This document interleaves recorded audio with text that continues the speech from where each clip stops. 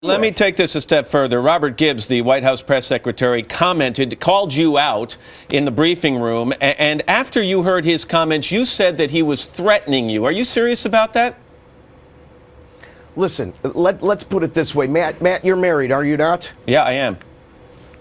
Okay, this is more about the feelings my wife had when she watched the body language and listened to what he was saying. This is the White House press secretary. You think he's going to threaten you on national television? Well, let's rephrase the question. Do we think it's normal to be named by name as opposed to the general media at large? Say the cable guy or some of the comments. I find, and my wife finds, and many of my friends find, that the direct confrontation and pointing me out by name just is not ordinary, and I'll leave it at that and let people make their own Let me say one thing on judgment. Rick's behalf. Rick is channeling an emotion everybody in America is feeling, that people were able to cheat the system, whether it's on Wall Street, whether it was politicians, or whether it was homeowners.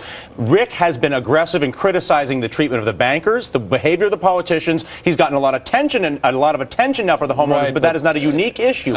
He hits a behavioral economics 101 issue, which is people will not engage a system that they do not believe is fair. I completely understand you're supporting Rick, and Rick, I'm sure your wife is a lovely person. However, what Robert Gibbs said was basically, he was, and I'm paraphrasing here, he was saying he's not sure that as a former trader and current television personality, you're living in the same kind of neighborhoods where people are struggling to pay their mortgages. He wasn't threatening you.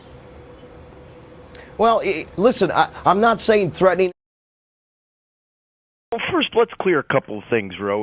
Let's even get beyond the whole notion of the Constitution and freedom of the press and the fact that a press secretary calling me out by name, asking where I live, a little bit scary. But even more than the negative side, of course, is I think that the issue with Mr. Gibbs, I really think that was reprehensible. That in a country like America, no matter who you vote for, I think freedom of the press, asking questions shouldn't be viewed, and reporters shouldn't be called out by name by any administration in the United States of America.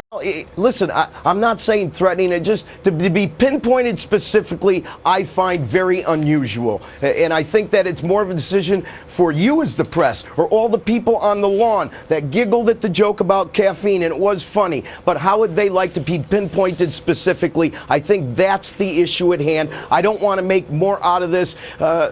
Here I am, and I want to continue to do what I've always done, and that is question motivation. Whether it's the Fed chairman, and right. But the only thing I would say, the economy to cure down the road. But is it true? But the only thing I would say, Rick, is if you go out of your way to call out the president of the United States, you have to expect that his representative may go out of his way to call you out. Isn't that go with it? Doesn't that go with the territory? Well, what we're really saying is calling out, as a member of the press, do I not get to ask a question or question the system? And as the press secretary, doesn't he have the right to ask you a question? He certainly does. It would be nice if he did it face to face, but I don't know that he needs to throw out my name. I just have an issue with that.